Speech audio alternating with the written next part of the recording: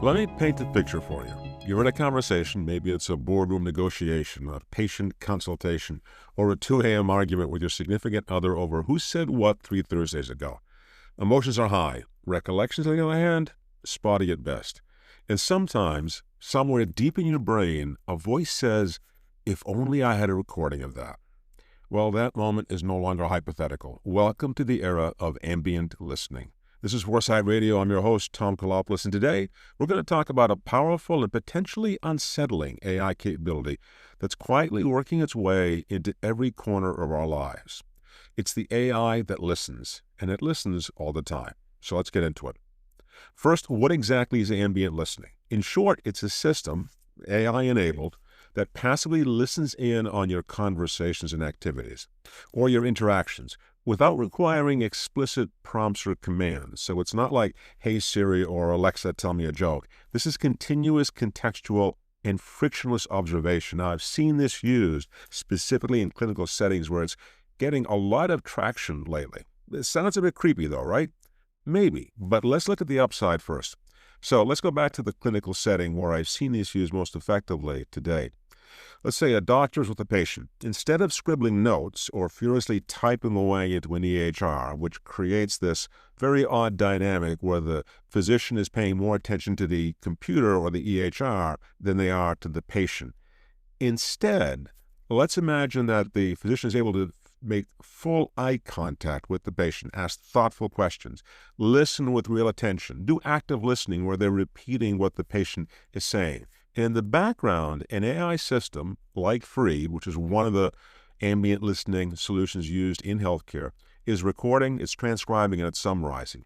It's even generating billing codes in real time. Now, this is fascinating because not only is Freed doing this in the medical jargon required for EHR, but Freed can also create different forms of that summary. So one form could be a version that is intended specifically for the patient, which is posted to the patient's portal, and the patient can then read in plain pedestrian language what it is that was diagnosed or what came out of that visit or what they should do as a result. I was speaking with one CEO at a large hospital, and they told me that the ambient AI is actually getting better grades on those notes than the physicians are. In fact, they're being judged as more empathetic than many of the physicians. Now, that may sound threatening, but if I were a physician, that kind of empathy, if it's perceived by the patient, might cause them to be more engaged in their health care.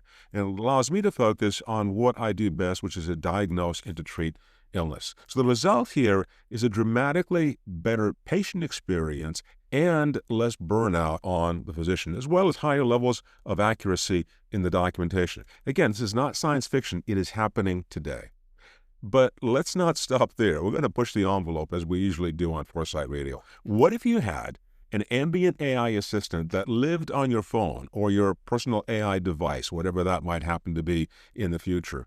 Not just an app you open, but a quiet observer in your pocket. Throughout the day, it listens to meetings, hallway conversations, calls, random bursts of inspiration that you mutter in your car. Now, clearly, I'm not ignoring the fact that there are legal issues at play here when it comes to recording other people without their permission and consent, which vary state by state.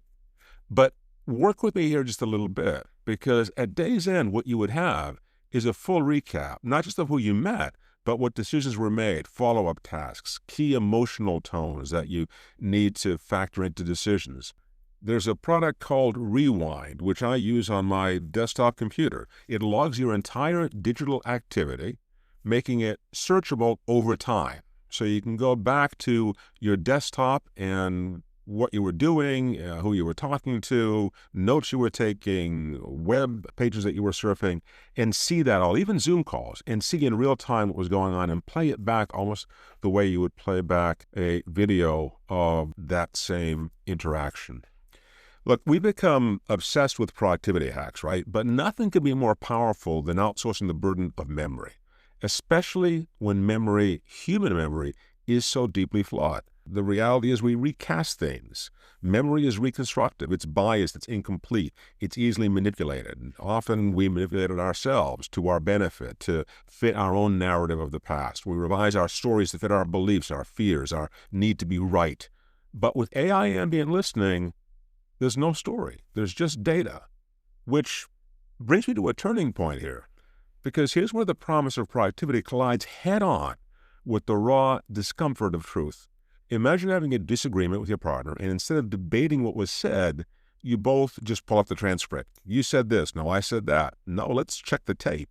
You can see where this is going, right? What I was just describing on my desktop, but now applied to real life. Boom, game over. It's funny until it isn't. And it raises the question, are we ready to be that accountable? As human beings, we're not accustomed to being that accountable. Ambient listening doesn't just record your words, it holds your feet to the fire. In many ways, AI might be one of the greatest tools by which we have to actually ask ourselves, are we living our values? Are we truly doing the things that we say we're doing in our day-to-day behaviors? So that offhand joke in a meeting, that promise you forgot that you made, that contradiction between your values and your behavior, ambient AI remembers. Do we want to be held to that standard? And that, my friends, is going to change everything. Not just how we work, but how we live. Let me take you back to the year 2000, because I've got a fascinating little thread of serendipity here. I was on the board of a startup with a wild idea. We had technology that could create, and did create at that time, when the internet was much smaller, a full scrollable history of the internet. In other words, you could take a scroll bar, move it back and forth in time for any website, and see what that website looked like at any point in history. It was brilliant. It was also terrifying. And you can imagine who was very interested in that technology. Let's say it wasn't the Girl Scouts. It was a series of three-letter agencies, you can probably guess. At that time, the infrastructure couldn't quite keep up with the vision. We didn't have the capacity in terms of data storage capacity, and we didn't have the power in terms of compute power. But the seed was planted. Fast forward to 2025, and that idea is not only possible, it's being applied. Not just websites, but your life, your conversations, your ideas, your behaviors, increasingly all occupy a digital space. What we're seeing here is a shift from knowledge capture to contextual continuity. I love that term, contextual continuity. It's the ability to rewind reality and see objectively what happened. And it's not just valuable for clinical settings or domestic drama.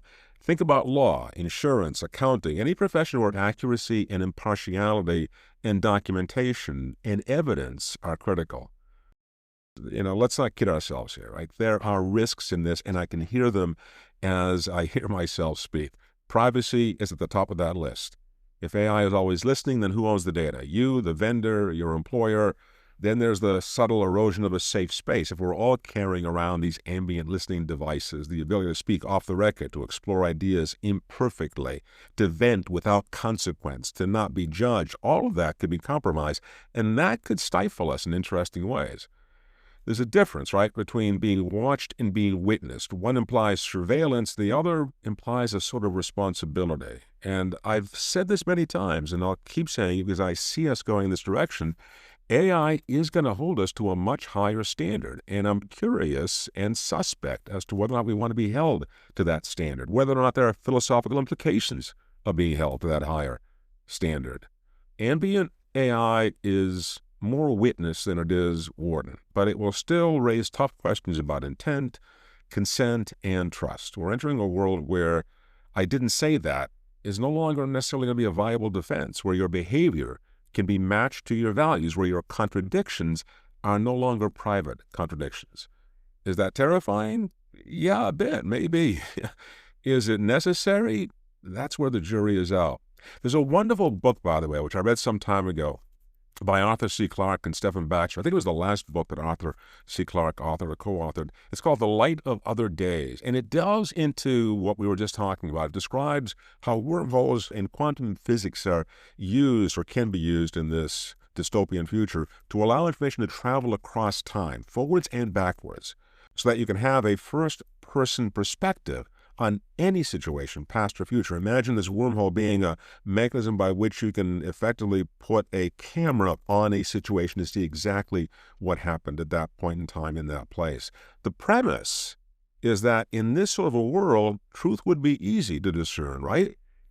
When the reality is, and this is why I recommend the book, the truth, it depends. It depends on perspective. It depends on a lot of other subjective things which are related to perspective and the perspective that you choose to take. Culture plays a role in discerning truth. So what does this all mean for the future? First, you can expect ambient listening to become embedded. I am using it right now. When I am in meetings, with consent, of course, my ambient listener will take notes, and it will do so contextually. In other words, I'll tell it what the meeting is about, and it will create notes for me that recognize the context of the meeting. As I said, clinicians are using this in clinical settings. That's becoming more and more the norm. Large EHRs like Epic actually have this as an option that can be used in the EHR itself. And it's being used in a lot more places than you realize. Classrooms, boardrooms, maybe even, as I said, your living room.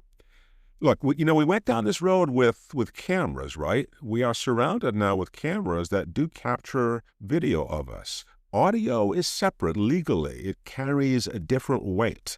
But we're clearly moving into a society where we are being observed more and more. And part of that, I'm sure, will be not just video, but of course, audio too.